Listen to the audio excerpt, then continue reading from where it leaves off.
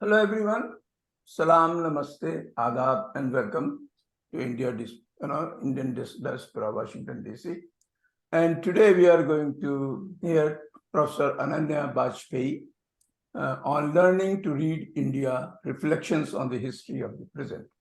Professor Ananya Vajpeyi is the fellow at the Center for the Study of Developing Societies, CSDS, and at New Delhi, and currently also a visiting professor at Ashoka University. She will be formally introduced by Dr. Rashmi Sadana, who is an associate professor at George Mason here in our neighborhood. And the concluding remarks will be given by Professor J.P. Singh, who is a distinguished university professor at the same George Mason University. So these speakers are our local friends, and welcome you all and enjoy the event. And now I invite Dr. Rashmi Sadana for the formal introductory remarks. Thank you. Rashmi ji. Thank you. Hello, everyone. I've been asked to give a 5-minute introductory remarks. And while I know that many of you, if not most of you, are very familiar with Dr. Ananya Vajpeyi's prolific work, I still want to kind of frame how I see not only her work, her research, her writing, but also her as a person, because she's a very dear friend of mine. So I'm really happy to be introducing her this morning in DC and evening for her and many others in India. So I just want to start by saying that I first met Ananya in 2006 while I was a postdoc at Columbia University, and she had come to New York City for the year. And we met through a mutual dear friend. And the two of them had been Rhodes Scholars together at Oxford. And before this mutual friend introduced me to Ananya, she said, "You two are going to be great friends." And she was right. Ananya and I developed a camaraderie that year in New York, often over salads that she used to bring up to my office at lunchtime. And it's a friendship that continued through in India when I was living there for 5 years, and on to today, even as we are, we see each other when I go to Delhi or she comes here to the US. And Ananya has many intellectual talents, but I see her mainly as a writer, not only because she writes in several genres encompassing the literary and the academic, but also because her voice is so distinctive, impassioned, and authentic. She is, of course, formally known as a cultural historian and political theorist. But each of these perspectives is anchored by her training as a philologist. And this training really flourished during her doctoral studies at the University of Chicago with her advisor, Sheldon Pollack. In this vein, I think of Ananya not only as a writer and researcher, but more specifically as an editor of language. This is evident, of course, in her training as a classical Sanskritist and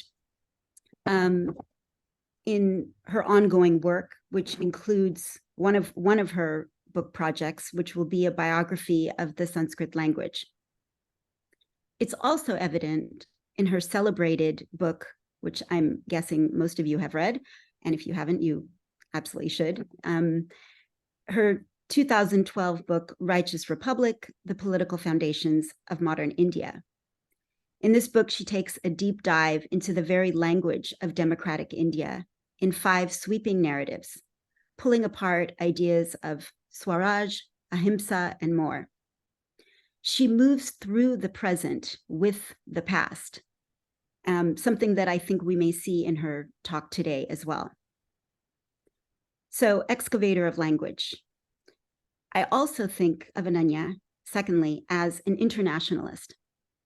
She has taught and lectured all over the world, especially in Europe and in North America, but her internationalism started much earlier than that. She was born in Delhi, but then early on moved with her parents to Mexico City, which made Spanish one of her earliest languages, alongside Hindustani, Punjabi, and others. And since then, of course, she has learned other languages. Although she is anchored in India, she has moved across diasporic spaces, though I would say not as a migrant so much as someone on a journey. The third and final aspect of Ananya's work that I will mention, and again, many of you are already familiar with, is her work as a public intellectual, especially in India, where she writes regularly in an array of newspapers, magazines, journals. Her style is utterly erudite and personal. And I find this combination and ability really one of the most compelling aspects of her work, and her ability to reach different kinds of audiences, which is so important in all times, but perhaps especially so in these times. So I know we are all anxious to experience this now, this erudition, this internationalism, and to hear Ananya speak about the great books tradition in India as she sees it and is currently teaching it at Ashoka University. So on that note, I invite Ananya to take us forward.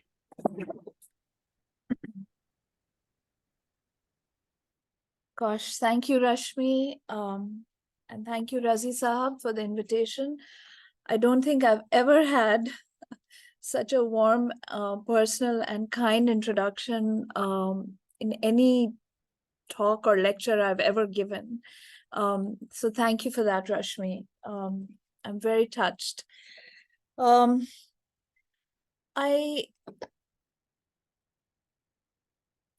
made up this topic as the topic I wanted to lecture on for a couple of reasons. And the title of the talk, as you know, is Learning to Read India, Reflections on the History of the Present. I came up with this because one of the things that everyone is doing these days, this year, this time of year, leading up to next year's national election in 2024, in April and May, is trying to read the signs, trying to read our political environment, trying to read public opinion, trying to read which way the wind is blowing, trying to read and understand, the pulse, as it were, of the nation, as they might say on television. And those of us who are involved in any way in public life, in commentary, as social scientists, as analysts, as commentators, as pundits, and so on, we're all trying to read all the time. Whether it's mindsets or it's attitudes or it's behaviors or it's electoral trends, or it's, for example, in Delhi, literally the changing architecture of the city, which is full of, the demolition of existing structures and the building of new structures. All of this that is happening in politics, in culture, in media, we're all constantly trying to read it. We're trying to assess it. And on the basis of that, many of us have made, it our full-time job to try and predict which way this country is going. I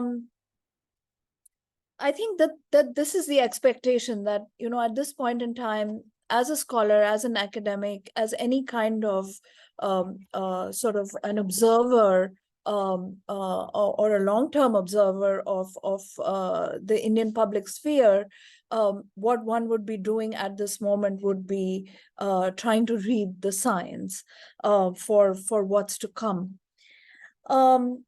And it's barely now another 6-8 months to the next election.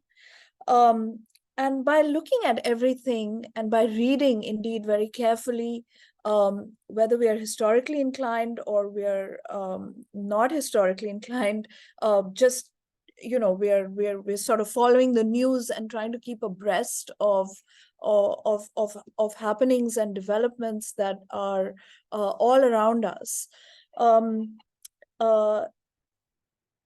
It would seem that now, and certainly in the last 5 to 10 years, the writing in a sense is on the wall. And what we are probably headed into, based on what we can read all around us, is an era or a phase, a historical period, you might say, of very bellicose nationalism, neo-nationalism, unapologetic majoritarianism, and the inauguration, in a sense, in an open way, in a frank and unambiguous way, of the Hindu Rashtra. That's where it looks like we are headed, and that's what we can read when we look around us. And for many of us, this is, for all sorts of reasons, quite alarming, indeed terrifying.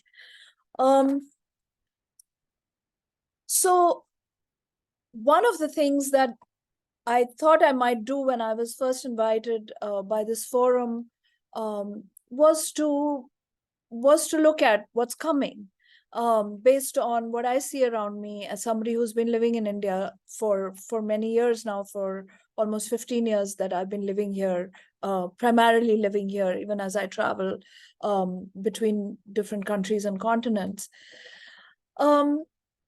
But let me switch gears for a moment, because that's not where I'm headed. And so let me tell you about what I've been doing lately, which is this semester, which is fall in American terms, but here in India, we call it the monsoon semester of 2023. I'm actually teaching a very large course, a foundation course at Ashoka University, just outside Delhi. Foundations courses at this university are mandatory courses that all incoming students have to take, no matter what their eventual major or concentration. And one of the foundations courses is called Great Books, and that's the course that I'm teaching this semester. So what I've chosen to call my course is Learning to Read South Asia, which is quite close to my topic today, Learning to Read India. And I've chosen a dozen texts to introduce freshmen, mostly freshmen, but other undergraduates as well, a class of 100 students, to introduce them to the long history, the many languages and cultures, the diverse religious and philosophical traditions, as well as the social and political complexity of South Asia. Now, of course, everyone knows that 14 weeks and a dozen books is completely and utterly inadequate if you're trying to do any kind of a survey, or if you're trying to be representative, if you're trying to be inclusive. So you have to make certain choices, and many of these are just pragmatic choices. They're not necessarily better or worse than other choices that one might have made.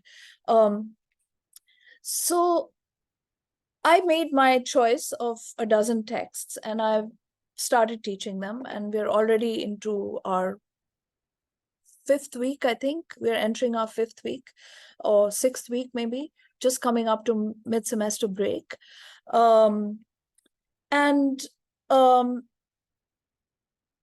teaching this course, actually, I've come to realize that I'm not just reading these texts for my students or with my students or teaching them how to read these texts, but I myself am actually learning how to read South Asia again, in the course of trying to introduce these texts, and through these texts trying to introduce South Asia as such to my students in a very broad, multilingual and long historical perspective.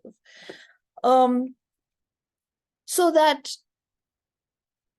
I'm learning to read rather than teaching them how to read, or the two things are happening together. And in many ways, this exercise in pedagogy, this exercise in philology, as Rashmi said, which really means reading texts very closely, it's reminding me in a very otherwise depressing time, and a very, very difficult time, and a very tense time in our current contemporary moment. This exercise is reminding me that India should be read and can be read through its greatest texts, or at least a smattering of its many great texts, through its long past, through its diverse traditions.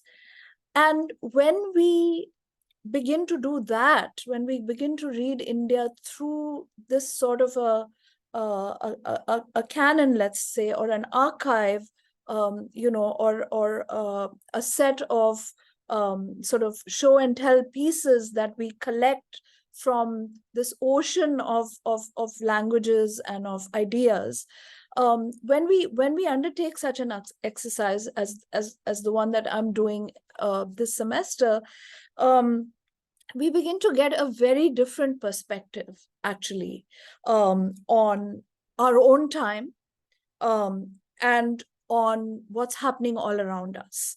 And this perspective is absolutely necessary at this moment, I think, because it is the only way to hold on to hope in a time that is in all other ways pointing in the direction of despair. It reminds me every day as I prepare my classes, as I go in to meet my students, that the future is not set in stone, and nor is the past set in stone in a sense. And that, where a presentist, news-driven, survey-driven, opinion poll-driven analysis can evoke alarm, and does in a very routine way for people like me, and perhaps many of you as well. A long view, right, drawing on centuries of creativity, of reflection, of argumentation, actually does a lot to shore us up, right? These fragments we have shored up against our ruin, and that is a feeling that I get again and again as I go into the classroom. So as I rediscover a number of important books, great books, significant works from the past with my young students, I also want to share with all of you who are gathered here today, in all your different time zones and places, share some of the insights from my classroom with you. And that's what I'm going to do, in the next few minutes, as best I can.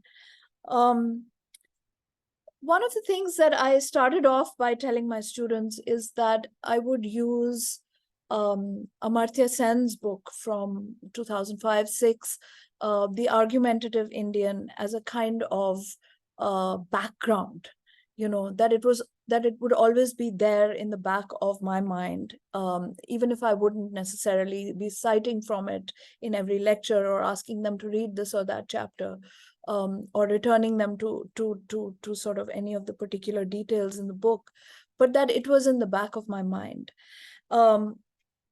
And the reason I started off by saying that, and I'm going to do the same here with all of you today, is that I wanted them to understand that argumentation, the ability to coexist with a lot of difference, the capacity of the self to navigate its way through a landscape that is populated by others, um, um, the sort of breadth of consciousness that admits of plurality and genuine difference, not just sort of cosmetic differences here and there.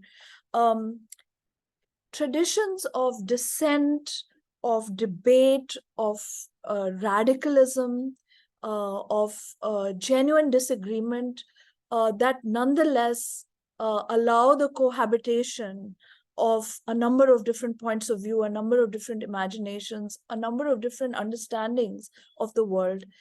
These are what constitute, the Indianness of India, rather than the adherence to a particular narrative, the commitment to a particular ideology, the belief in a particular system or worldview. None of that is able to speak as vividly and as authentically for what India is and has been and could continue to be, we hope, in the future, as this idea of inhabiting a world where one can be oneself in the midst of others. That ability to coexist is something which I think is truly a hallmark of the way we live in our part of the world. And we don't even have to call it Indian. I mean, we use all kinds of terms for it, from South Asian to describing life on the subcontinent.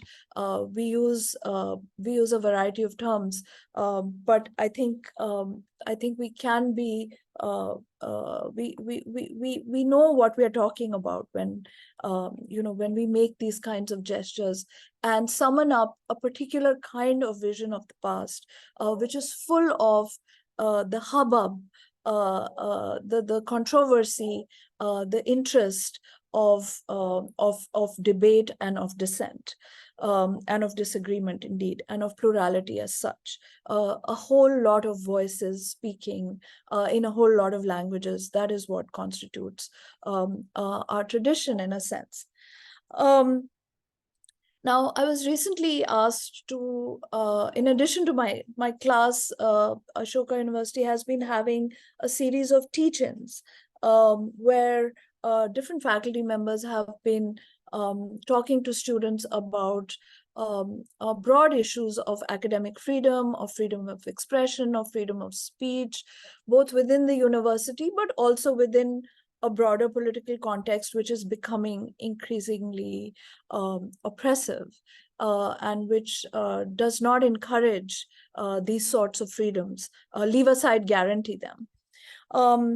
And so I was invited to also participate in a teach-in with my colleagues and with other faculty members. And the theme that we spoke about on the day that I was a speaker was called Traditions of Critique. And the argument that we were trying to make, me and my fellow speakers, was that being critical and being sort of contrary isn't something that is new in our traditions of speech, thought, and argumentation.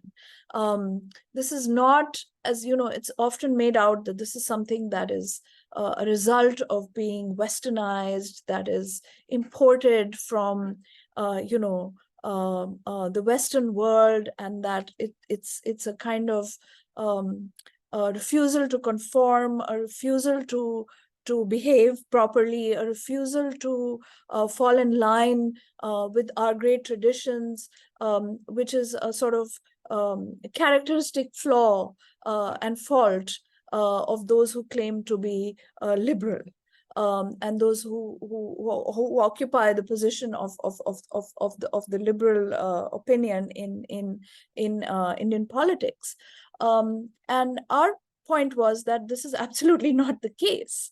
That we've had not only do we have traditions of critique and traditions that are dissenting for a long time on the subcontinent, but that in a sense, the one tradition that all Indians, especially young Indians, should embrace is the tradition of critique itself, right?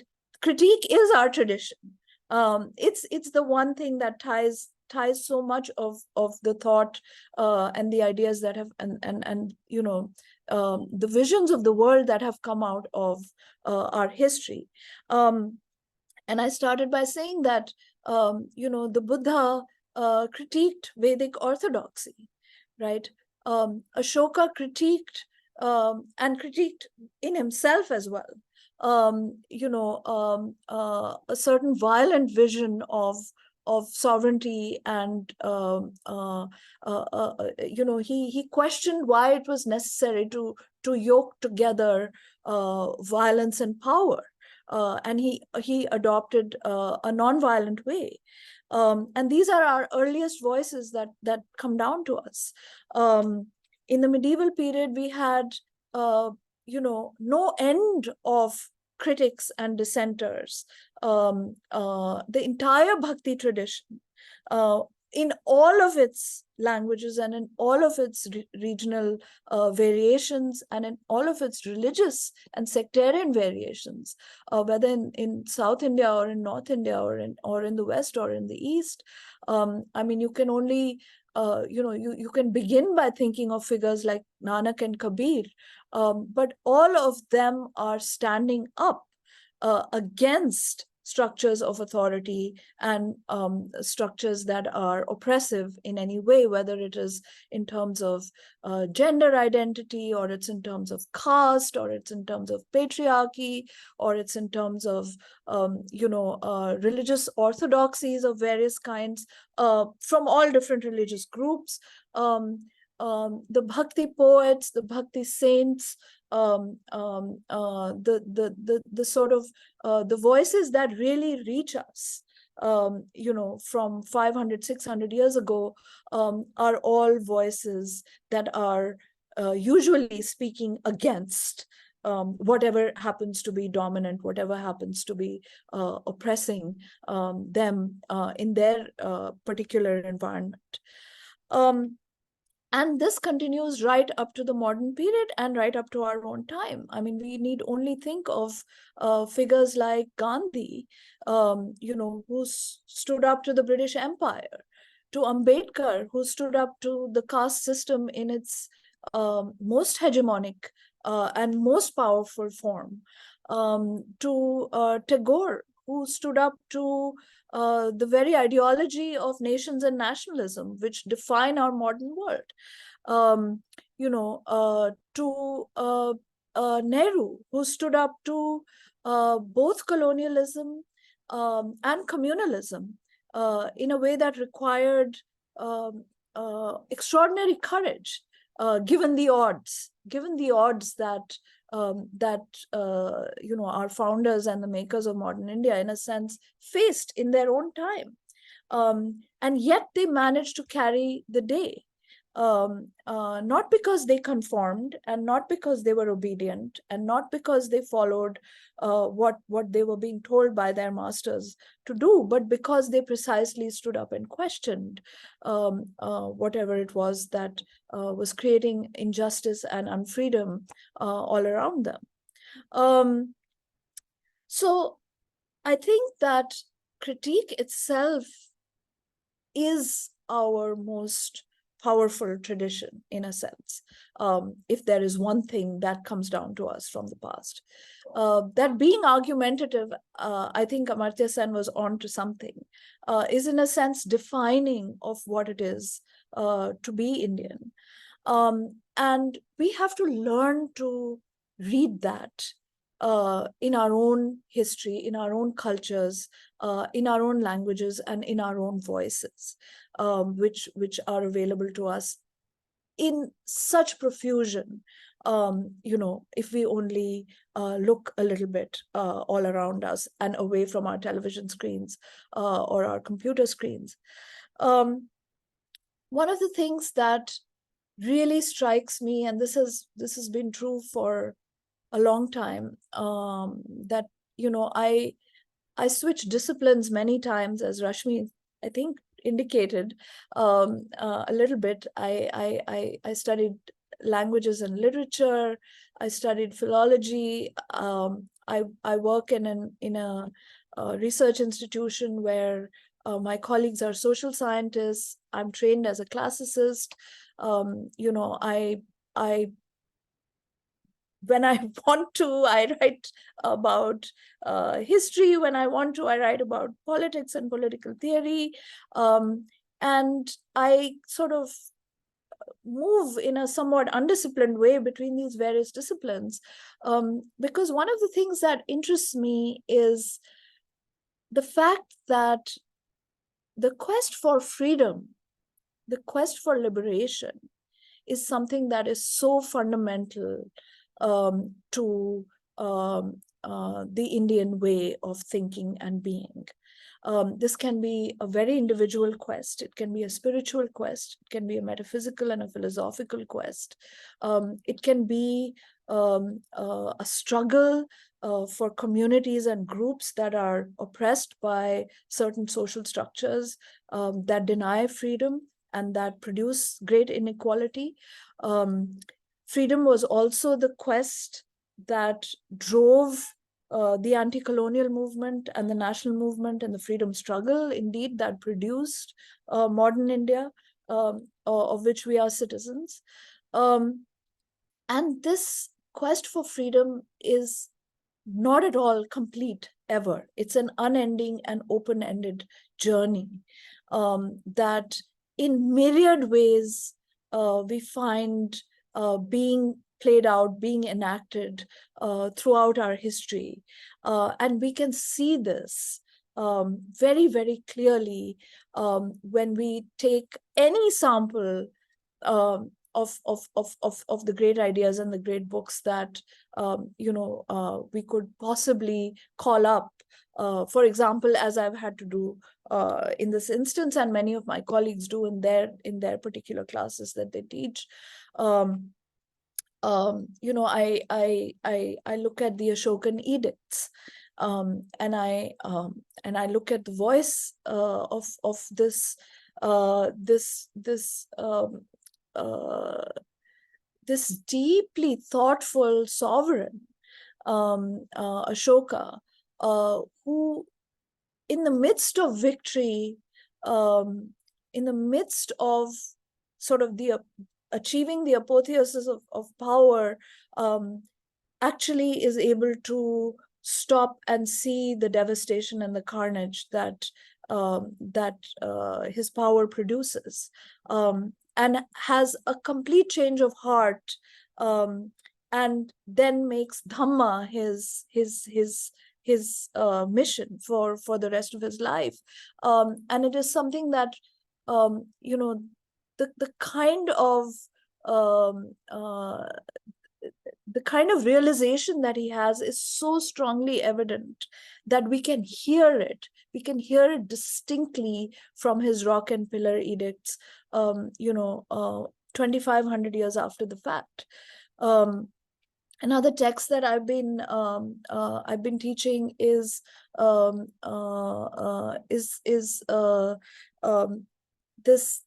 this less known but nonetheless very important text called the Ardha Kathanak of Banarsi Das, who's a Jain merchant in the early 1600s from Agra, Jaunpur, Agra, Allahabad. This is his kind of beat. And he decides to write an autobiography. And, he's not a great businessman. Actually, he's quite a disastrous businessman for his caste and his class and his social milieu. But he decides that he wants to write an autobiography, and he wants to tell the story of at least half his life. That's why it's called Ardha Kathanak, right? Half a life. The story of half a life. And he writes it at age 55, thinking that he's lived half his time and he has another 55 years to go. Of course, he dies at age 57. But it is such an interesting story because he describes, his adventures in love, his curiosity about different religious traditions. He synthesizes the Khadi Boli, the Farsi, the Awadhi, the Braj Bhasha that are being spoken all around him, from the sort of Mughal courtly elites, as well as in the trading community, as well as among the people who actually he has to, sell his goods to, as well as looking at the major literary traditions all around him. He's a contemporary of Tulsidas. He also reads these great Sufi romances, the Masnavis, like the Madhumalati and the Mirgavati, that are being written in a certain kind of highly Persianized Awadhi at the time. And he, in all of this kind of polyphony of noises and voices and opinions and social classes and religious communities, of Shaivas, of Jains, of Mughals and Muslims and Sufis of various kinds who are all around him.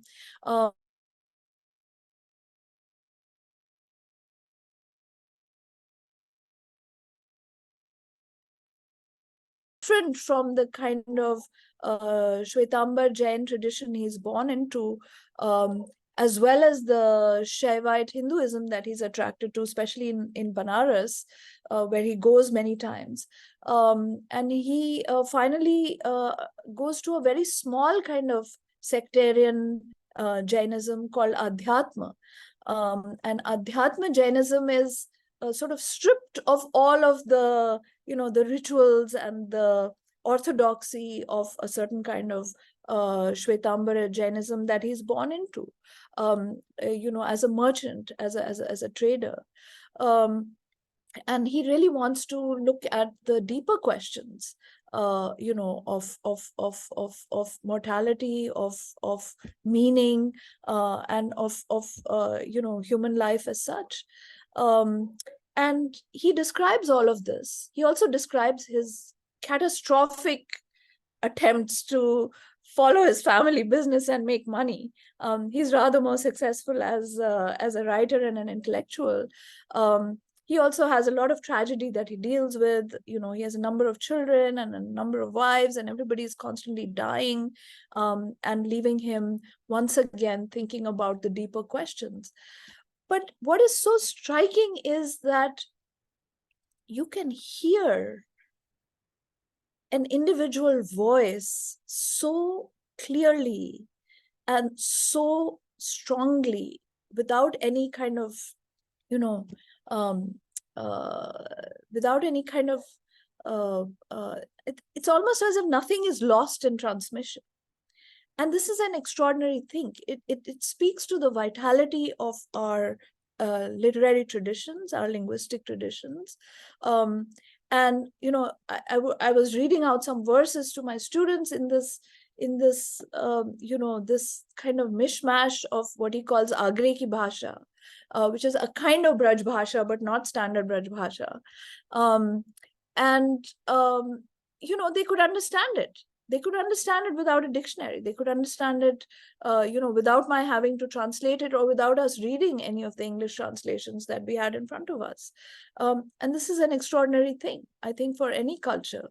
And it's something that we should be proud of.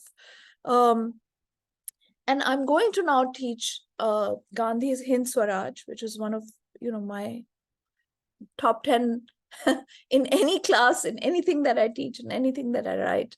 I'm going to teach Tagore's Ghare Baire, Home and the World, but I'll also be teaching very, very contemporary figures like Perumal Murugan, who is a Tamil writer.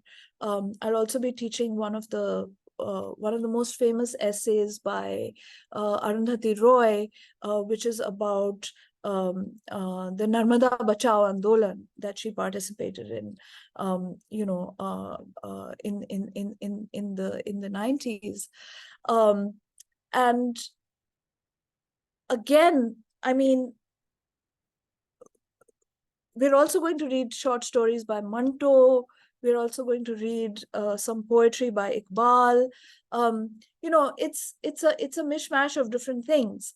But what interests me at every moment is that there is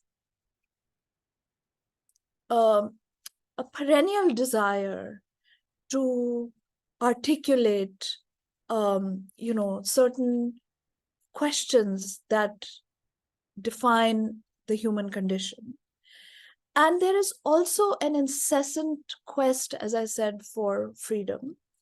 And there is also a repeated questioning of structures of authority that these different voices, writers, men and women find themselves in. And there's something very deeply moving about that. But it also gives us hope. It gives us hope in the sense that, and I'm afraid that I don't want this to sound sort of simplistic or sentimental. And sometimes when you have to explain things to younger people, then you may have to resort to a register, which I want to avoid. Keeping our eyes open, fully cognizant of what is going on around us. I feel that we have the resources in our sort of learned traditions, as well as in our literary narratives, as well as in our poetry and lyric traditions, as well as, of course, in scripture and in the many religious traditions that we call our own on the subcontinent. I think we have ample resources to be able to revive and indeed bring forth a new, a kind of freedom struggle, right? Against forces in our polity and in our sort of political environment that are asking more and more for obedience, because they are essentially forces of authoritarianism, right?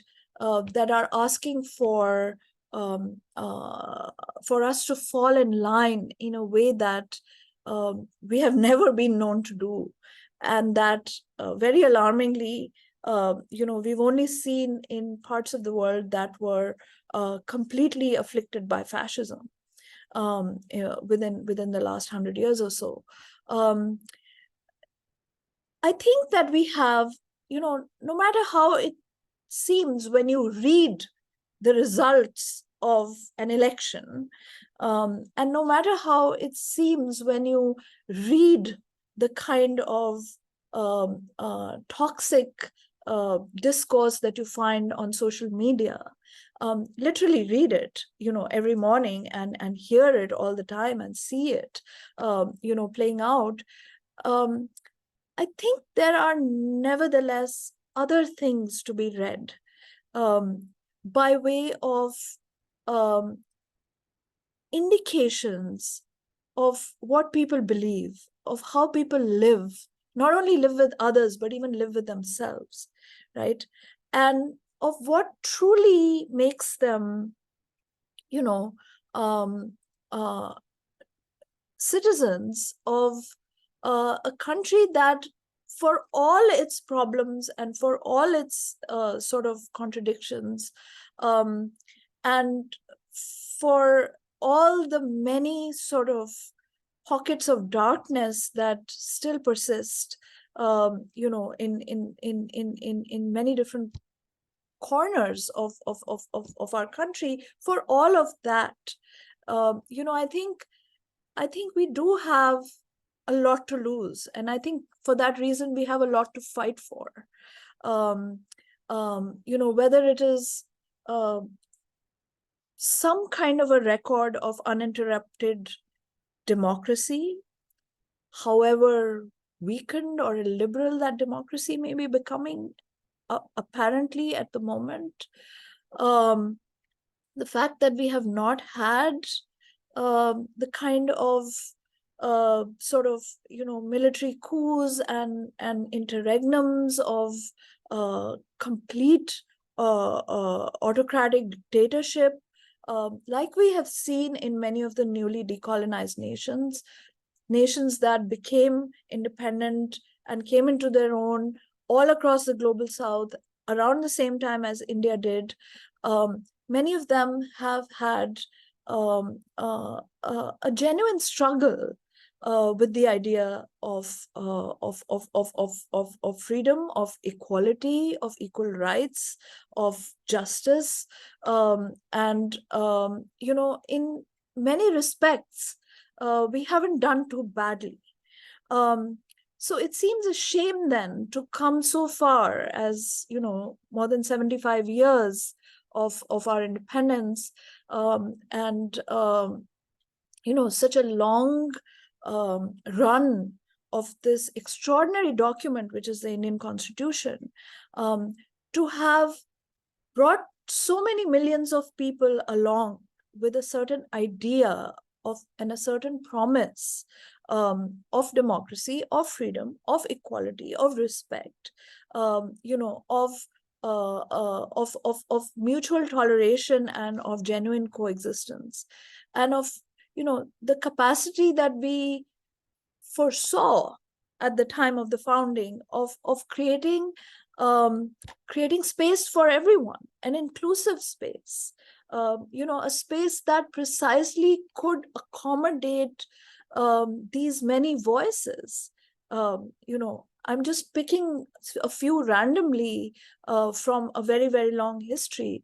But if you look at the astonishing number of languages that we find in the subcontinent and the enormous and complicated literatures that they have yielded, and that they continue to produce, with a kind of stunning vitality, it just seems somehow counterintuitive. It seems unbelievable, and it probably will not be the case that we will accept a kind of monolingual, monochromatic,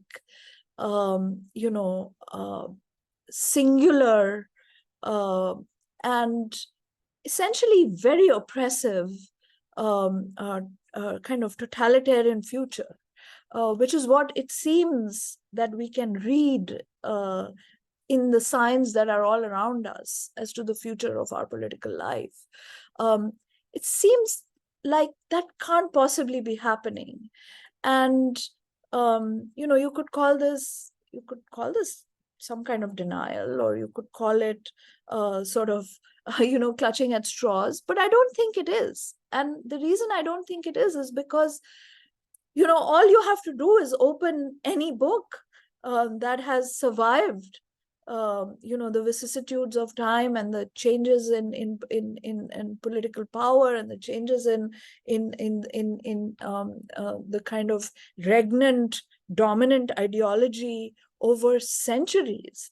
You have to just look at any big or small example of what has come out of this part of the world, and you begin to see that it's not such an easy thing to destroy something so resurgent, so powerfully assertive of the desire for freedom and the sort of basic kind of human, what makes us human, this desire to express ourselves, right? To express ourselves, to communicate with others, to express solidarity, to empathize, to feel and experience what is happening all around us in the world. Literature shows us that with a kind of vividness that it is, no politics can dampen that spirit if that spirit is genuinely alive within us. And I think that it must be. I think that it must be regardless of how things look when people vote. And that it's our job as parents, as teachers, as educators, as people who ourselves have been privileged enough to have an education, it's our job to make sure that the young know what it is that is at stake in just a few months from today. I mean, I tell my students this all the time. You're just about 18 years old. You're going to vote for the first time, and what a difference you can make. But you have to have faith that your voice matters, that it's important to stand up for certain values, and that you have to treat those who are around you, that who make up this big, beautiful, terrible country of ours. You have to treat everyone with respect, and you have to be able to listen to what others are saying. And I think this is something that is becoming really, really difficult. It's becoming difficult to say anything. It's becoming difficult to articulate anything that has been branded as unacceptable, or worse, anti-national, and so on. I think the best way for us to be, real patriots is to assert our faith in our own capacity to live with difference, and to be as noisy about it as we've always been. So this is something that I try to read literally, from books, but I also try to sort of communicate to students that it's something that really truly makes us who we are as Indians. And it's not a fight to be given up by any means.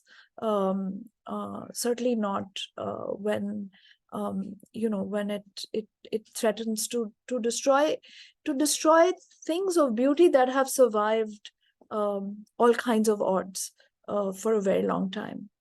So I think I'll stop there. I think Razi Sahab, you warned me that we're up at 40 minutes now. Yes, is that correct? Yeah, I didn't deliberately stop you because it was quite mesmerizing, very well done. No, but I see that somebody... I let it go as you wish to. If you want to conclude, that's fine. This was wonderful. Wonderful. I think that I'm done, and I see that people are raising their hands, so it's probably best. So we will invite ask, JP too. Yeah, we will ask for the concluding remarks, and after that we have a question and answer session. All right. Yeah. Thank you very much. Thank you so much. Professor JP Singh Sahab. Hi. Thank you so much, Razi Sahab, for inviting me, and thanks Rashmi and Ananya. What a phenomenal job. This is a very hard act to follow, but I'll try my best for the next 5 minutes or so. Now, like Rashmi, I met Ananya in New York as well, and then we lost in touch for a few years. And I was giving a keynote at the South Asia conference in Wisconsin and headed back to the airport, and somebody taps me on the shoulder and says, "Excuse me, are you a Birmingham Sardar?" And so I think for me, that's what also captures Ananya. Okay, the storyteller, the humor, the irony, and if you can catch from that comment, the ziddi, the dheet who is going to catch you and point it out in the most loving way, because I wasn't sure if being a Birmingham Sardar was my arrival into cosmopolitanism, or a fixation in a particular type of an identity, which only a Birmingham Sardar can have, or a disavowal of my identity from having grown up in Himachal Pradesh, in the Himalaya. And I'm going to start with that. I'm going to start with a certain bit of reflexivity here.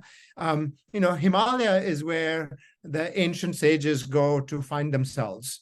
And the story that Ananya tells us here is this constant, continual discovery of oneself. Jawaharlal Nehru's journey, the discovery of India, is that journey of discovery. And I'm going to be Ziddi, like Ananya. For a lot of us, that is so alien. I had to, when I was growing up, I had to discover Nehru, who's high up on a plane, and he's discovering India. I had to come to terms with all of these people who moved to the Himalaya to find themselves. And the stories of these cosmopolitan subjects like Ranajit Goa or Gayatri Spivak and others who are talking about how the subject has not been created. The West has created the subject, but the subject is still finding them. So some of us didn't know that we had to find ourselves. And we were just there. But what's curious to me for a lot of the people that I grew up with is that after having found out that we must find ourselves, we actually arrive at somewhat the same place that Ananya is talking about. And it's a place that I will quickly summarize as a place that is very syncretic, where there's a lot of argumentation. And if I may add, there's also kind of a pathos and a tragedy. Okay, if I was to think about a text that when I saw it, I immediately empathized with it. It was an essay called English in India from R.K. Narayan. I grew up a Hindi-speaking boy. My second language was Urdu. My third language was English. My fourth language was Punjabi. Even though I'm Sikh, I actually didn't learn Punjabi until way into high school because I was growing up in an India in which speaking Hindi, not English, was a certain sort of a ticket to cosmopolitanism. And then speaking Urdu was sophistication. And also because both my parents were born in what is now Pakistan. So when I read R.K. Narayan's essay, English in India, he's a Brahmin boy who's sent up to school where the star schoolmaster is teaching English. The schoolmaster says, repeat after me. And he says, A is for apple, B bit it, and C cut it. And he says, the activities of B and C were understandable, but the opening line was mystifying. What was an apple? So that's the world I arrived in. What was an apple? And it's a story in which we find the apple, we bite it, we cut it, but it's a syncretic story. Okay, so whether I start from Himachal or I start from Mexico or somewhere else, it's still a very syncretic story. We all have to find out the A, B, and C, and we all find our own meanings in that A, B, and C. So let me move on to then reason. And for me, the argumentation was, again, when I read Amartya Sen, I think, oh, wow, yeah, he really encapsulates it. But it's a very public sort of a reason, and it's told to us in a vocabulary that's very sophisticated. For me, the reason were household fights, street fights, everybody arguing with each other. It's the everyday South Asia. Okay, which then gets encapsulated in those words. Where I want to go with this is not that Ananya or Sen or Tagore are wrong. Or what I want to talk is there's a quotidian story being told there, and it's on our streets. It's in our cinema. Ananya knows this. My favorite song is Jab Pyar Kiya To Darna Kya, and I've written on it because I think that for me is the story of South Asia or India. And it's the story of Umrao. It's the story of a lot of subjects in India who are on the streets or away from the streets, and they learn to find a voice through that argumentation. The third thing I want to talk about is the pathos, and part of it, Ananya, you referred to. no, when I look back, and I hope to be able to find them in the boxes downstairs in my basement, I was a really obedient boy. We used to get these character reports in school. It wasn't just the marks we obtained. There was a little line there describing our character. I was the obedient boy. And that was a nice thing to bring home, to say that you were obedient. And there's a certain kind of a pathos that comes from their obedience. You know within that you're not. No, but you've earned that grade. And to me, that kind of dichotomy between obedience and what we mentioned earlier, the argumentation device, lends a certain kind of a pathos to our Desi voices. No, it's where we really learn to experience life as it is. Now, Ananya and I had an exchange a few days ago, because one of the other stories that I love very much is Varis Shah's Heer. I had it sung at our wedding a few years ago, because to me it's a story which is so immediate at first. It's a love story, but it's also a Sufi story. It's about a higher sort of love, but it's also a defiant story. And I was running searches, and the part that I never feel to be instructed by it, but the part that really sort of arrested me is where he is having a dialogue with the Qazi. And she says, Varis Ashika nu kaun kaid karda, jina bakshiyan Rab ne azadiyan ve.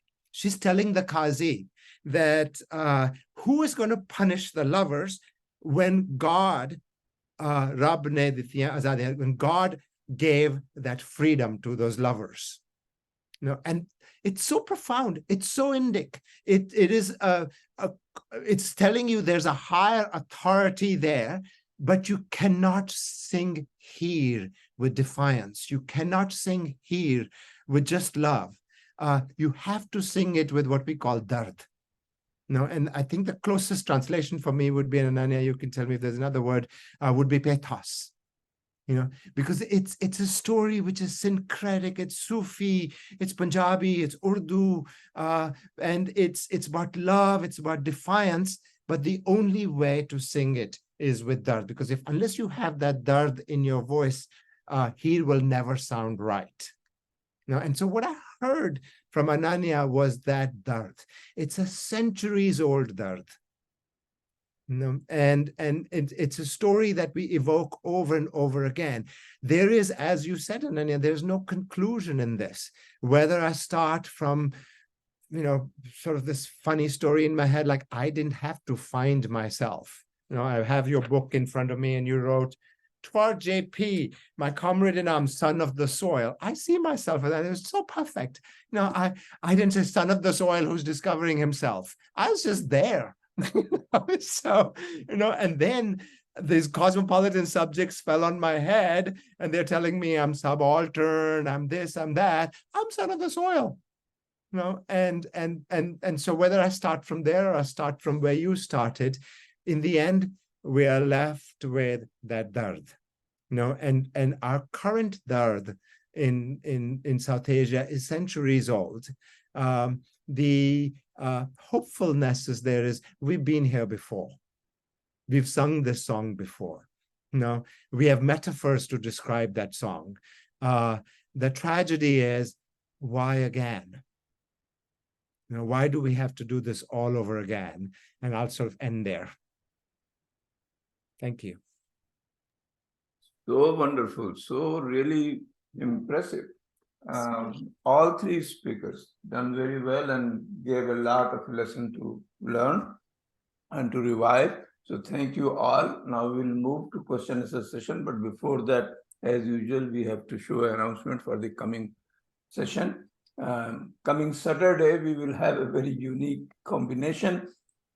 First time, two reputed scientists who are also very good poets and intellectual, public intellectuals, very well-known figures.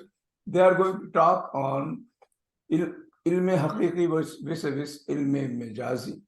And that is the parallels between science and poetry. It will be quite interesting. So please join coming Saturday to Professor Amitabh Joshi and Gauhar Raza, well-known guys in science, well-known poets.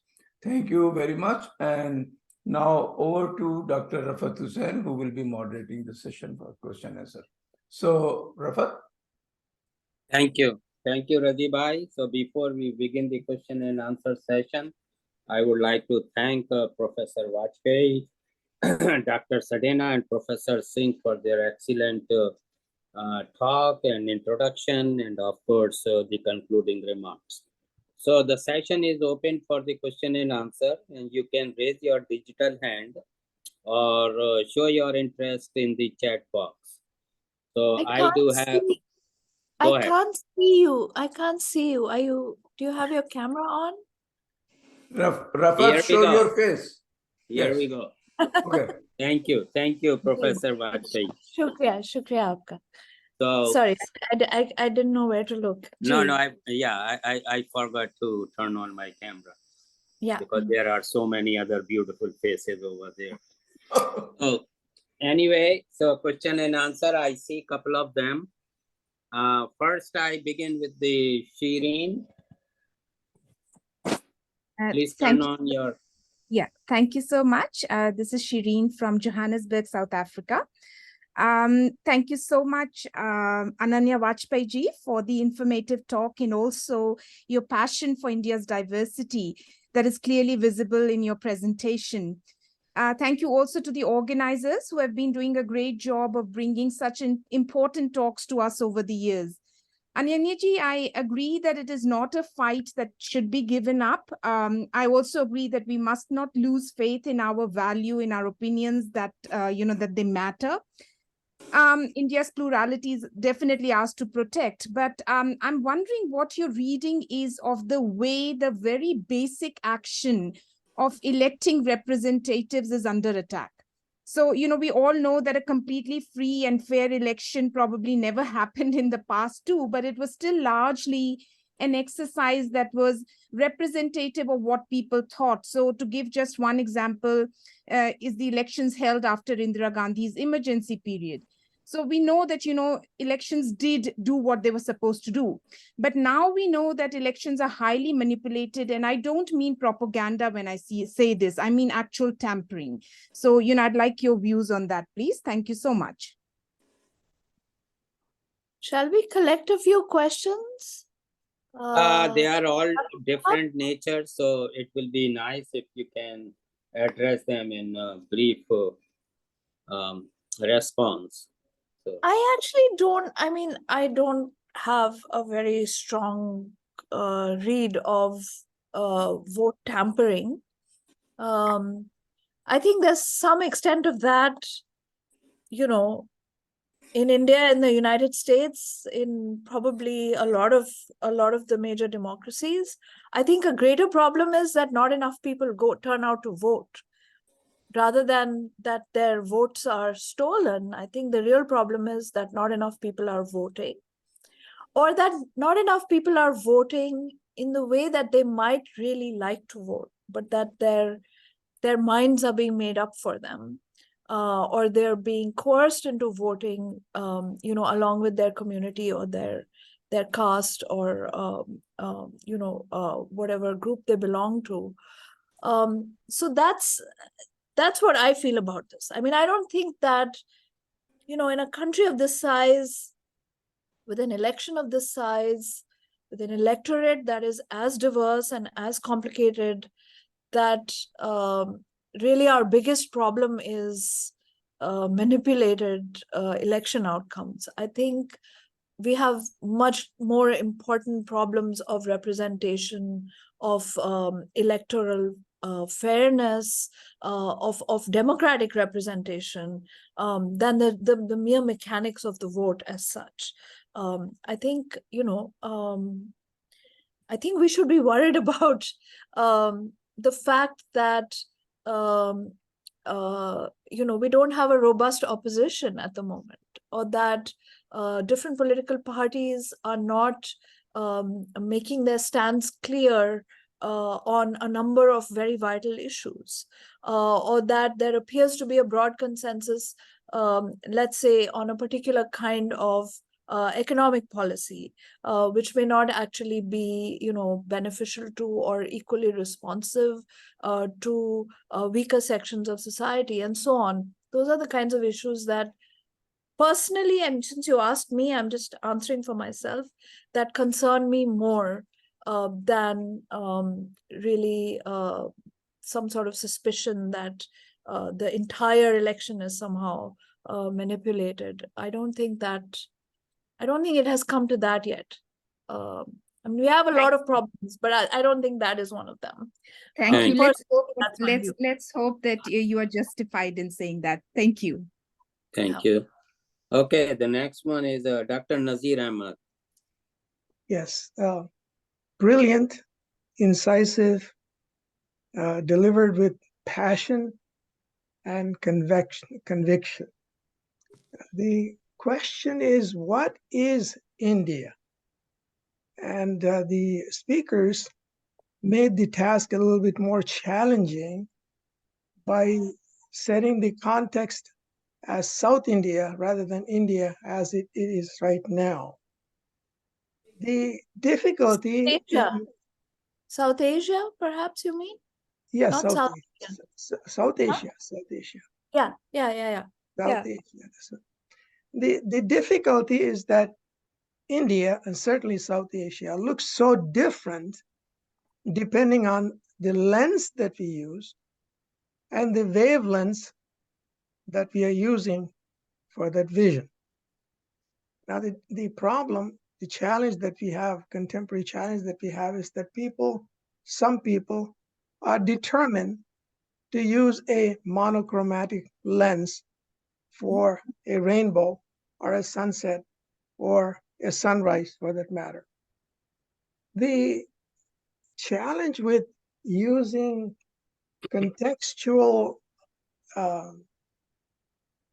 background for defining India is exactly that it captures what existed at that time. And that is reflected in the pedagogy and in the philology also. For instance, let's take history. History is so different in northern India and southern India. The northern Indian history is not the same as the South Indian history, very different. When I look at the panorama of Indian history, there are only two, from my point of view, only two transcendent ideas or transcendent themes that unite us together.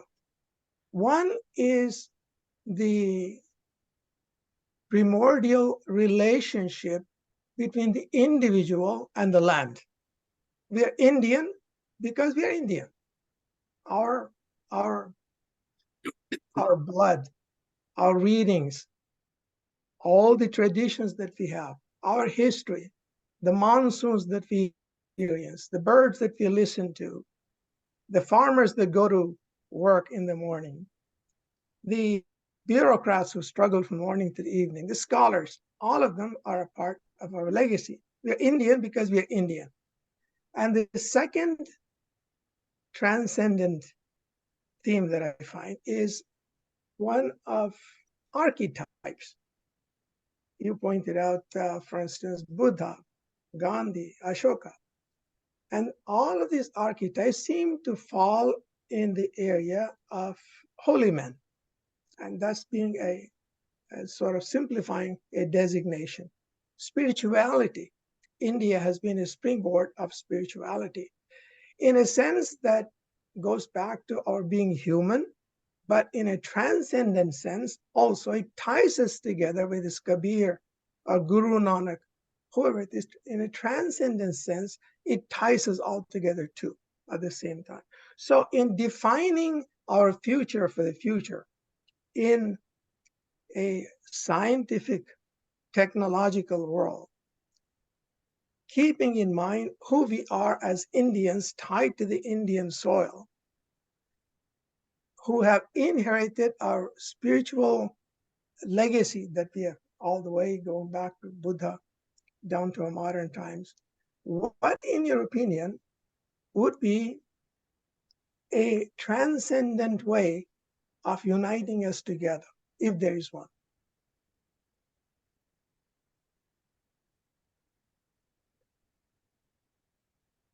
Gosh. You know, I mean, this is something I struggle with. I struggle with because I see that it's not just dangerous, it's monstrous, as we are seeing around us, to try to define national identity along, for example, a criterion like religious identity, right? And that is exactly what is happening here, because that just excludes practically everybody. Even as it appears to include the majority, it in fact excludes. It in fact excludes more than it includes, and there's something terrible about that. That entire exercise, of trying to get to the bottom of it, as it were. I think I like what you said about we're Indian because we're Indian. I mean, that almost makes a kind of sense. Why are we Indian? We're not Indian because we're, not Pakistani, or we're not, something or other. We're Indian because we're Indian. And that's as far down as you can get. There is no sort of further excavation to be made there, because that already encompasses all of the contradictions, all of the differences, all of the interesting irreconcilable features which go into making any of us who we are. Like JP, I mean, I'm half Sikh, like Rashmi, I'm half Punjabi, my mother's family all came from what is now Pakistan, West Punjab, into India. And, just recently, actually, this very interesting story, just a few weeks ago, I was contacted by a man in Britain with a completely sort of, white British name, who said, I'm your cousin. And he produced a family tree. And he has subsequently succeeded in getting literally dozens and dozens and dozens of people all over the world, some of whom I know are my relatives, and some of whom I had no idea could possibly be my relatives. And, we discovered that through our origins in a place called Bhalwal in Punjab, in Pakistan, in this, district called Sargodha, or near this town called Sargodha, near Lahore, right, where a lot of my mother's ancestors originated, and my mother herself was born, that starting from there, we have literally members of almost every religion, every nationality, every possible kind of name that you cannot, you can't imagine how these two people could be connected. But actually we are cousins, or we're second cousins, or we're aunts and uncles and nieces and nephews, and so on. And that this has happened within 4 or 5 generations, right, suggests to you the absurdity of trying to find a line of purity in any of our identities, right? I'm literally seeing it sort of unfold in this magnificent family tree that my cousin Richard Barrett, by the way, is going about constructing. And I'm just amazed by it, because I see it as this is just my family, right? This is a microcosm of the way this entire country is, And one of the texts that we read, that I read with my students, is the Baburnama, which is Babur's diary that he kept throughout his life, from the time that he was a boy till the day he died, literally. And Babur is traveling, all the way from where he's born in Fergana, in Uzbekistan. He's traveling through Samarkand, and he's coming into Kabul, and through Afghanistan, and through what is now, the northwest frontier through the Himalaya, as JP was saying, right? He's crossing the Himalaya and he's coming down into the Indo-Gangetic plain. He's coming into Delhi, he's coming into Agra, he's fighting at Panipat, and then finally he's arriving in Delhi. And suddenly he finds himself, emperor of Hindustan, right? The Badshah of Hindustan. And he can't relate to a single thing about Hindustan, right? He doesn't understand the language. He doesn't understand the climate. He doesn't understand the things that people eat, the clothes that people wear, the way that they live. His perception is of chaos in which he must create order, right? And he's constantly homesick for the lands that he's left behind, right? And it really gives you a kind of stunning, it's so long ago that Babur is writing this, right? In the 1500s when he's arriving into India, and it gives you a sense of the contingency, both the givenness and the contingency of identity, right? And how fragile a thing identity is, even for one of the great sort of sovereigns of the medieval world, who goes on to establish the most powerful, the richest, the wealthiest dynasty in the medieval world, which is the Mughal dynasty, right? That he's just a boy who's been kicked out of his home. And he never stops being that till the day he dies, even though he retires as the emperor of all that he surveys. But he doesn't understand it because he doesn't know how to read it, right? He doesn't know instinctively how to read it. And I think that what you said about, us being Indian because we're Indian, I mean, it just makes so much sense, because what it's really telling you is that as long as you're able to be comfortable in this environment, and that you're able to think of it as your own, because there isn't somewhere else that you're worried about getting to, or coming from in any real way, as far as your everyday life is concerned, I think that's enough. I think that's good enough. And we should not be asked to sort of provide more proof of our identity, as we're constantly being asked to do in today's day and age. Thank you. Right? Thank you, Professor Vajpeyi. Can we move on? There are many. Yes, absolutely, you must. There are many people lined up, and Yes, I see that. I can my sincere apology to cut you Not off. at all. Shahid Siddiqui Saab. Yeah, thank you so much for giving me this chance. It was a beautiful. I think when we talk about discovery and pathos, in discovery, I think this is an ongoing process universally, not just limited to India or South Asia, but it's universal. Having lived in different parts of the world, from Japan to Saudi Arabia to France to Germany and US, and I have seen that this pathos and this dichotomy of saying what is around us and what it should be and where we come from, where we are going, is a universal phenomena. And Indians are very good at it, because Indians have an opportunity of more diversity than other people. And so it's fantastic to hear that very nice things from Vajpeyi ji, from JP ji. But my sense is that as everybody has to really go through this struggle of self-discovery, of understanding, as just being alluded to for Babur, that he was the emperor, but yet had to learn a lot about things that he did not know, or how JP described that unless you have the pathos, you cannot understand here.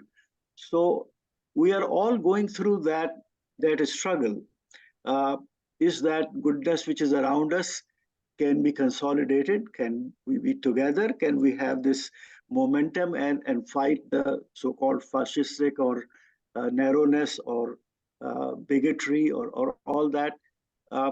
So the challenge is in every day, in our families, in our relationship, in our schools, in our classes, in our offices, in our stadium, in our meetings that we have to keep on defining of what is good for everybody and what is good for me, and that dichotomy which is within us. So, Shahid bhai, please. पूछते हैं गालिब हम, yeah, so I will just finish with one. पूछते हैं हमसे गालिब कौन है, तुम ही बतलाओ कि हम बतलाएं क्या. तो बात सारी यही है कि हम लोग अपने आपस से भी जूझ रहे हैं कि हम मालूम करें कि हम कहाँ जा रहे हैं, कहाँ से आए हैं. बहुत शुक्रिया. शुक्रिया आपका. Thank you. बतलाओ Thank क्या, you. हम बतलाएं क्या, हम बतलाएं क्या. That's true. Thank you. Oh. Okay, so I request everyone to please ask a pointed question, and we don't need a whole lot background. So please go ahead, Haris Azmi Saab. First of all, thank you so much. Probably one of the best sessions I've had across anywhere. Amazing, insightful. So thank you so much for that. My question is very simple, but I want to comment quickly. I'm raising a family here in US. My mom was asking about, how you're raising them, their identity. I said, Mom, their last name, my children's last name will be my last name, which is Azmi, which means somebody from Azamgarh. So I said, Mom, doesn't matter. Even if tomorrow they land on moon, they will still be Azmi from Azamgarh. So they'll always carry that Indian flag. Don't worry about it. So, but coming back to the question, it pains to see what's happening in India, but I'm also one of those very hopeful. I'm thinking it's more of a populist movement. Eventually, we will recover or go back to the path we need to be. But my question is this. If I look at election victories as a referendum on the mood of the nation, right? It seems, at least for now, that more people are now in support of a more restrictive regime in exchange of a better financial condition, and however elusive that may be. And Ananya ji, you talked about your exchange with your students, and I respect you, what you're doing in nurturing the next generation. But it seems that what sways most people in India, and this is most as in across the spectrum, right? Not any one particular community or society, is not so much these finer qualities of life, like even Professor J.P. Singh talked about when he gave reference of something like Rab ki di hui azadi, right? I don't even know if I go to rural India and I tell them, how much do you value your azadi in, compared to this? And I fear that this azadi is probably a little bit more exchangeable today than I think it was with the previous generation or generations. So how do we change this trend where we truly bring about these finer qualities that should be so fundamental that we cannot barter, we cannot exchange this for anything else in a larger community? How do we bring this change? Right, I see this in Mumbai, Delhi. Like if you go to the metropolitan, in the schools where the education is more modern, these thoughts are exchanged. But if I go to a rural education system, I feel like this level of idea and thoughts are a little bit lacking. Do you want me to answer that, or do you want to take the next couple of questions, Rafat Saab? Hold on, let me see if because I see many hands. Yeah, that's fine. I would like people to say what they have to say, and maybe I can just say something at the end. Okay, thank you. Imtiaz Saab. Thank you. Ananya ji, your answer to the question regarding possible vote stealing or vote rigging in Indian elections, I agree with your answer, but I believe the real problem is voter polarization through hate mongering, disinformation, and also, as is widely reported, missing voters of a certain community in the election list. Do you agree these are the real problems rather than large scale vote stealing or vote rigging? As of now, there are not many cases reported for this. Thank you. This is the irony. You wanted to avoid elections and everybody's asking on elections. We had such a nice cultural and very in-depth analysis of India and Indianness. Now it all comes back to election. So yeah, is everybody done now? Almost. There is one there's more. more people. I see. Okay. I can read. There is a direct comment to me, and so they are saying that, or he or she is saying that India of Nehru had a sheen of Western liberalism, and that sheen is fading, at least in Indian subcontinent. Do you think is this a pessimistic view?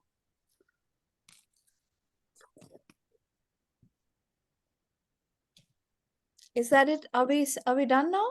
With Yes, our please question? go. Okay. I think, I mean, just to keep it very short, I think there is I mean, more than the question of stolen votes or manipulated votes, etc. I think the question of polarization is absolutely central, and that polarization is not merely, an epiphenomenon of the sort of electoral process.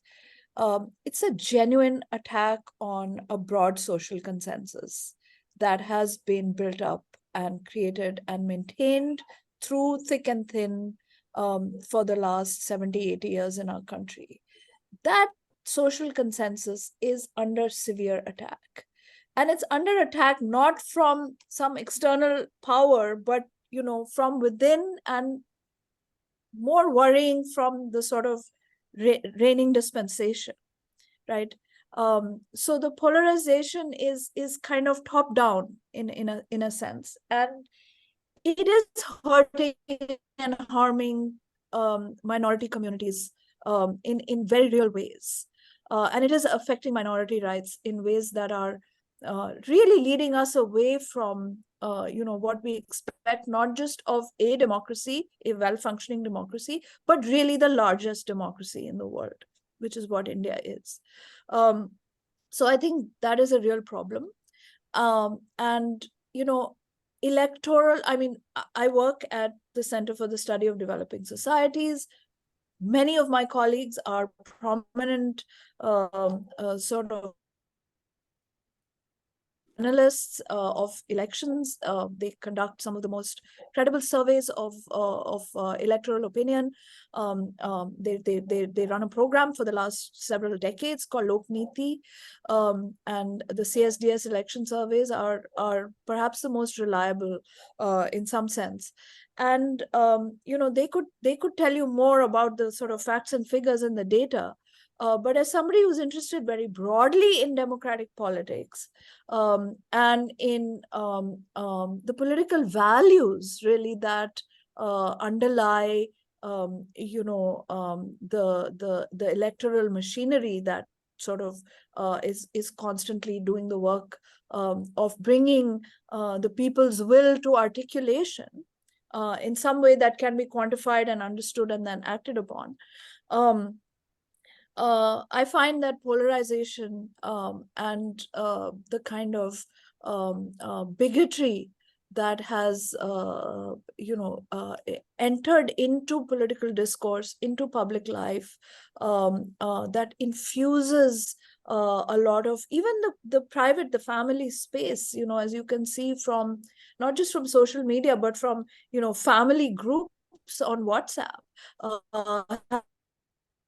become very, very fraught spaces. And this shows you the extent to which the polarization has kind of seeped in to our everyday political consciousness, and that actually worries me much more than questions of booth capturing and so on.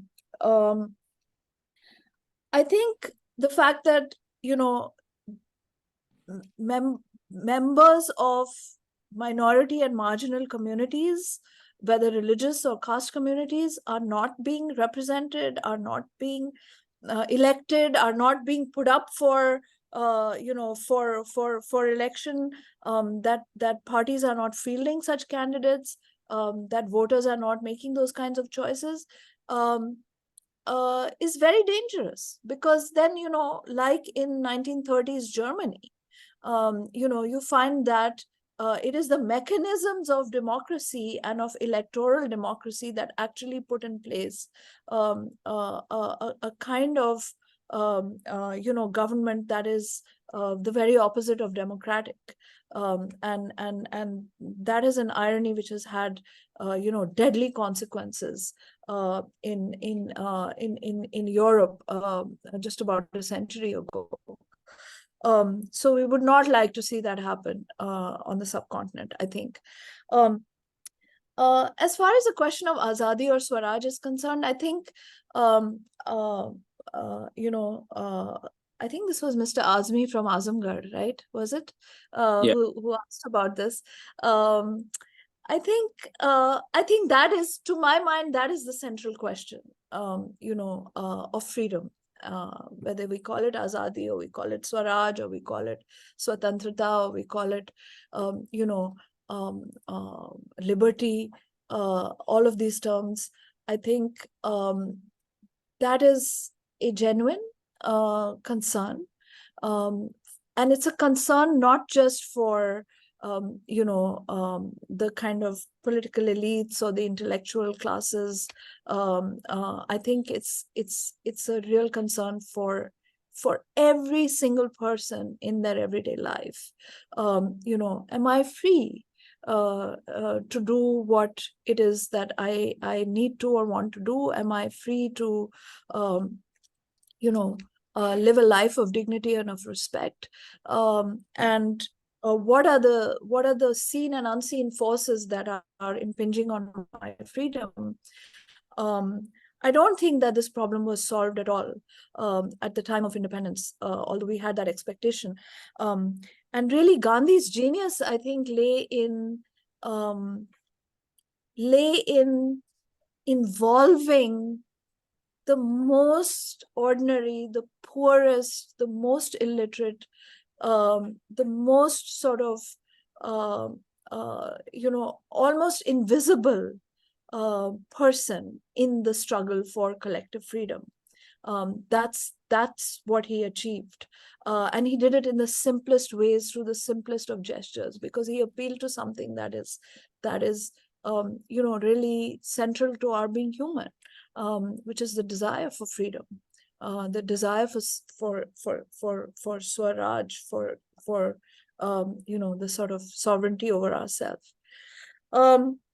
And for the last question, I mean, I'm a visiting professor at Ashoka University, and I'm also a close personal friend of Pratap Mehta, who you asked about. And if you read my book, you'll find that he's the first person thanked and the last person thanked, because I wrote that book really in conversation with him. So I read everything he writes, and I talk to him about most things most of the time. And I think that, what has happened to him in a way that different people see and understand differently from their vantage. It's a kind of bellwether for the extreme precarity of academic freedom in our country at the moment.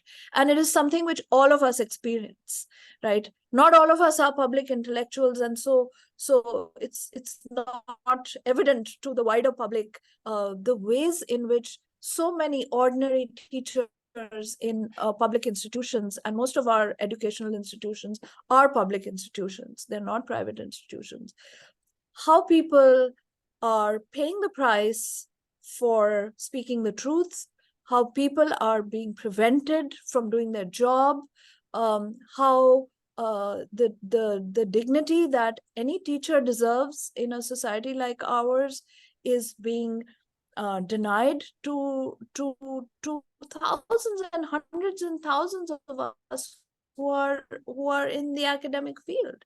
I mean, this is I mean, we see an example of a prominent person, but this is something that all of us every day are contending with.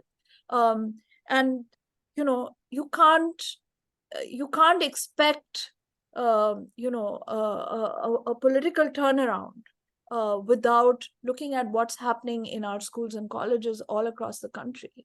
So it's something I feel very, very strongly about, and I try to write about and speak about and teach about as much as I can.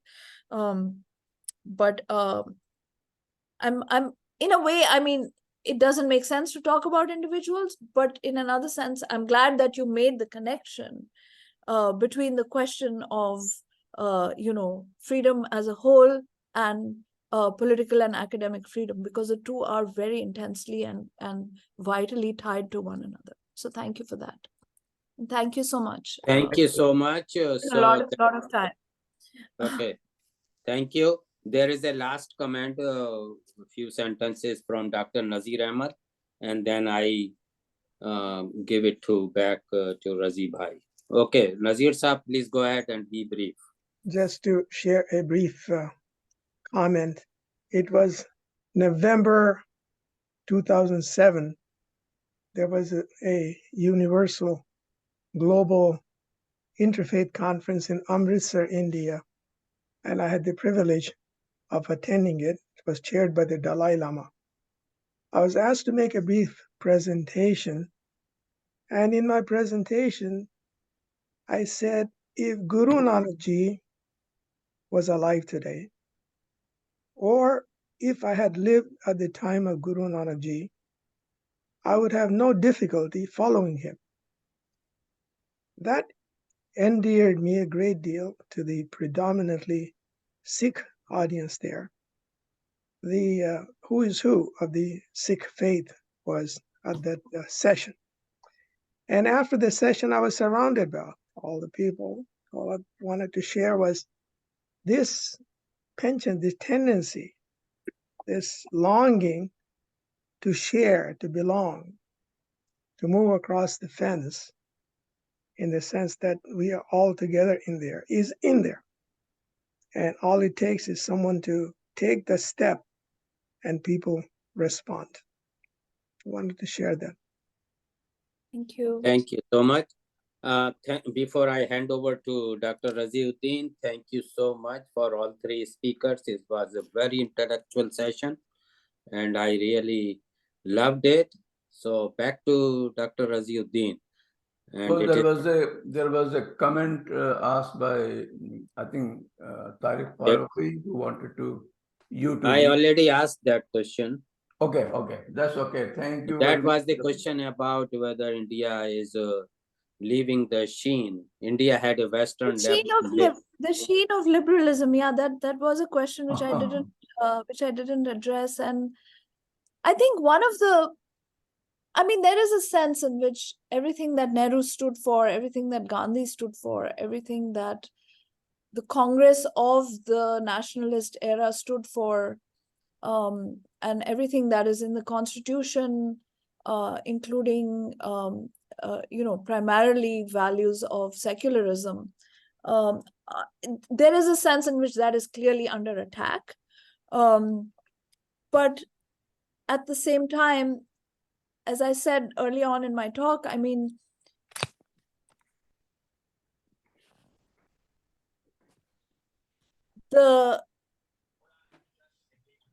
what we are seeing as Western liberalism, right, through a figure like Nehru, or through even a figure like Ambedkar, perhaps, has antecedents. And I think Amartya Sen makes this argument quite convincingly, that democracy has a long prehistory.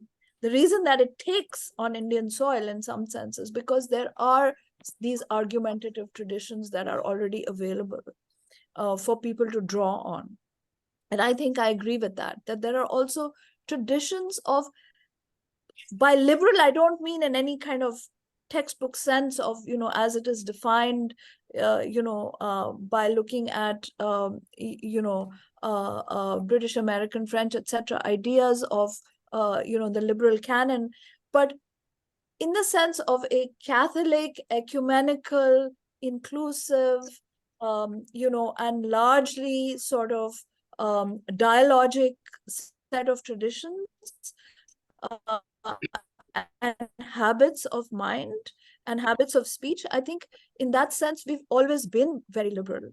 And it's because we are losing that capacity to talk to others, to listen to others, and to let others be, right? that we are also losing sight of our liberty, which is kind of disappearing off into the distance as this next election approaches, it seems to me.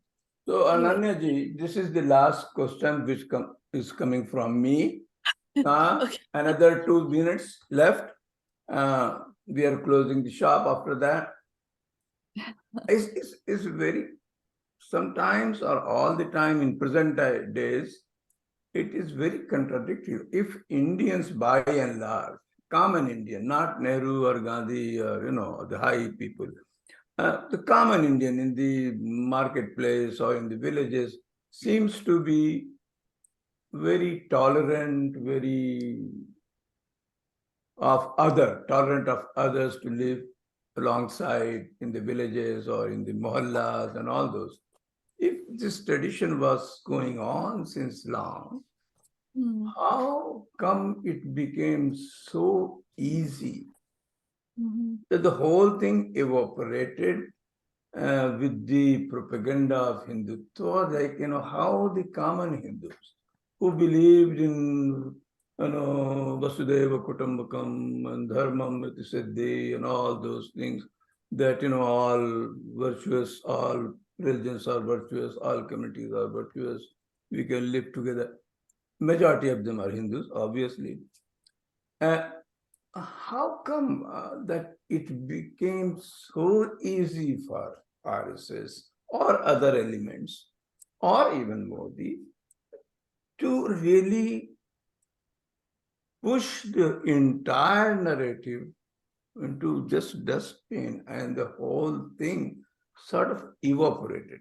So, was it really true that we were like that, or it was just on the face value, we thought it is like that? We were always like that, but we were not like that.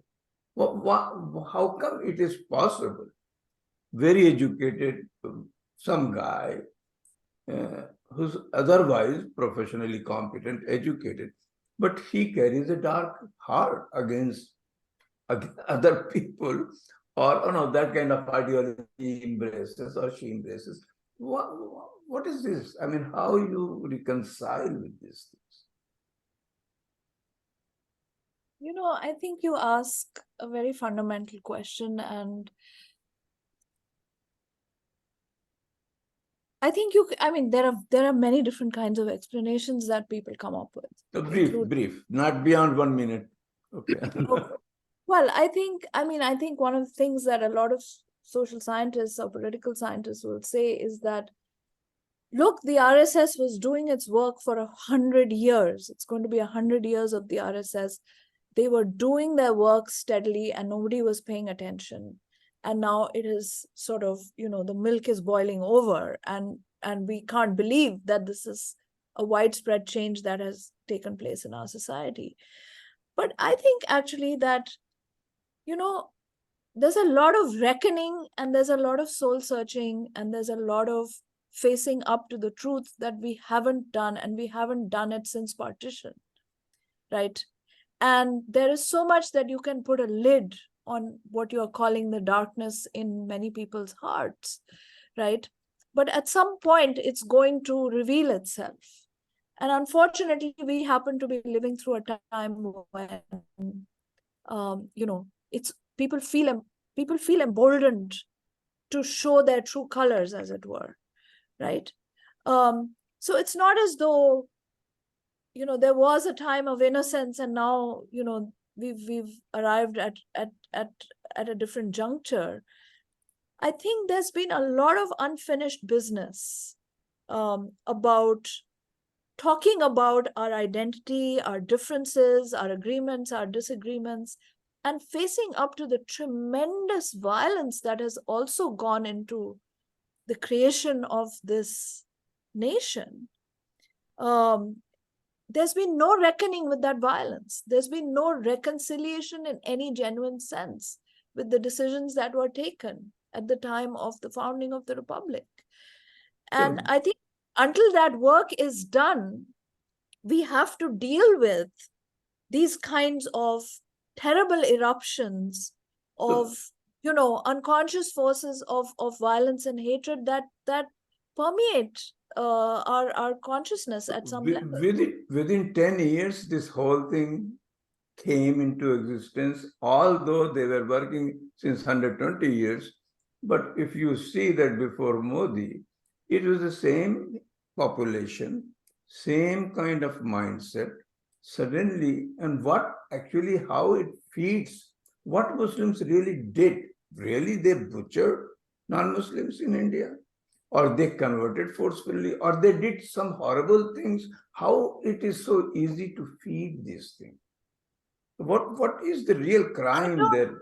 I mean, I'm on your side. I would ask the same question, and I think that we need to look at both old wounds that have not been healed and old secrets that have not come out. And I'm a disciple of Ashish Nandi's in this regard, and his entire life he has spent talking to survivors of the partition, both victims and perpetrators of violence during the partition. And it's amazing what we are sitting on. It's like sitting on this minefield, while we go about our sort of everyday rituals of nationhood. But I think that in addition to that, we must also be cognizant of new forms of the dissemination of political ideology and new media for the propagation of political messages, like social media, which did not indeed exist 15 or 20 years ago, and which have played such a terrible role in vitiating our public life and our public discourse.